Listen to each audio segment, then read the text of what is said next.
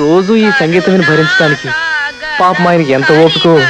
వద్దే, ఈ సౌండ్ వింటే నేను నిన్ను చావుబాతులను అపార్థం చేసుకుంటారే నలుగురు.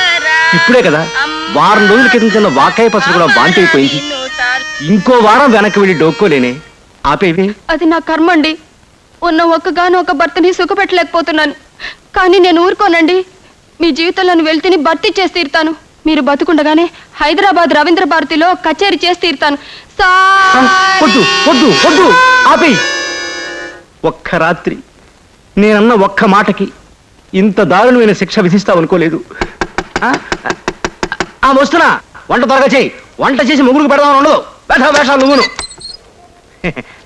ఉత్తరవా? ఎవరు రాశారండి? ఇంతకుముందు పై పోర్షన్లో ఉండేళ్ళారు చూడు, వెంకమ్మ గారు. ఆవిడ. వాళ్ళ ఆయన ఇల్లు ఖాళీ చేసా కూడా అర్ధరాత్రి నిద్రలోంచి లేచి చెవులు మూసుకుని వద్దు, ఈ శిక్ష భరించలేను అంటూ కళ్ళ నీళ్లు పెట్టుకుంటున్నట్ట. మనిషి క్షీణించిపోయి టీబీ పేషెంట్లా అయిపోయాడని నిన్ను తిరుగుతూ రాసింది. గొప్ప సంగీత కళాకారులు కావాలంటే ఇలాంటి ఒడిదుడుకులు అవంతరాలు మామూలేనండి. ఘంటసాల గారిని నీ గొంతు పనికిరాదు పొమ్మన్నారట మొదట్లో. బాలసుబ్రహ్మణ్యాన్ని కొత్తల్లో ఎవరూ ప్రోత్సహించలేదట. ఇప్పుడు అతని పాట వింటూ ఉంటే చెవులో అమృతపు చుక్కలు పడుతున్నట్టుండదు. అంచేత నేను ఇలాంటివేం పెద్దగా పట్టించుకోనండి.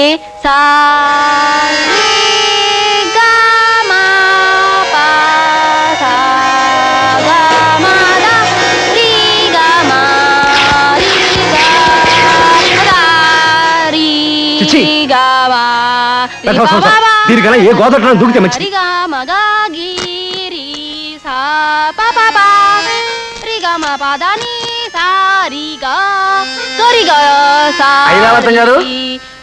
వస్తున్నా, మొహం కడుకుంటున్నా.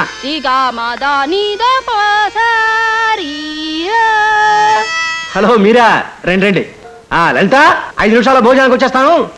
వంట రెడీ చేయి. వెళ్ళు వెళ్ళు, లోపలికి వెళ్ళు. ఊరికి వెళ్ళు చెప్తాను. వెళ్ళు.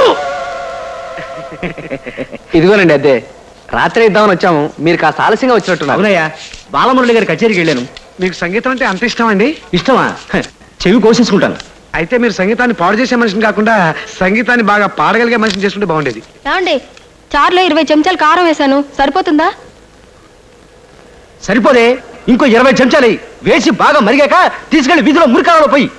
మరి కూరలో పంచదార ఎంతైనా?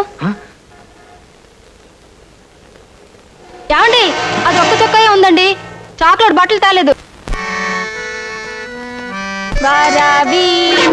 మృదు పాణి వనరుహలో చానరాణి వరదా ప్రియ రంగనాయకి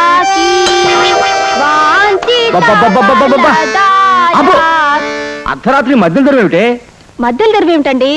రాను మీకు మతిపోతోంది. ఇది హార్ని వాద్యం. ఏదో ఒకటే ప్రాణం తీయడానికి. మెడ్రాస్ మ్యూజిక్ అకాడమీ హాల్లో నేను కచేరీ చేస్తున్నట్టు కల వచ్చిందండి. లేచి హార్ని అనుకున్నాను. పగలల్లా నీ విచిత్ర గాత్రంతో నన్ను క్షతగాత్రులు చేస్తున్నావు. ఇప్పుడు రాత్రులు కలలు తెచ్చుకుని మరి నన్ను కలవర పెట్టకే. పైనుంచి ఆ మ్యాడ్లు శాడ్లు వచ్చారంటే రేపు ఆఫీసులో అందరికీ చెప్తారు. ఒరే ఆగరా, వచ్చారు. చూసావా, పిల్లలు ఏడుస్తున్నాయి అన్నావు, ఆవిడ పాడుతున్నారా? ఒరే మ్యాడ్, నువ్వు మాత్రం ఆ సౌండ్ నక్కల ఊళ్ళల్లా.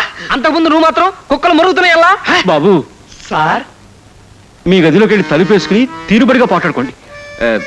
నా ముందే మావిడ తిట్టకండి, బాగుండదు. Sorry sir. సడన్ గా నిద్రలో వచ్చి ఉలిక్కిపడి నిగ్గంత పోతే వీడే కిందకెళ్ళి ఆ సౌండ్ అయితే కనుక్కొద్దాం అండి. వస్తామండి.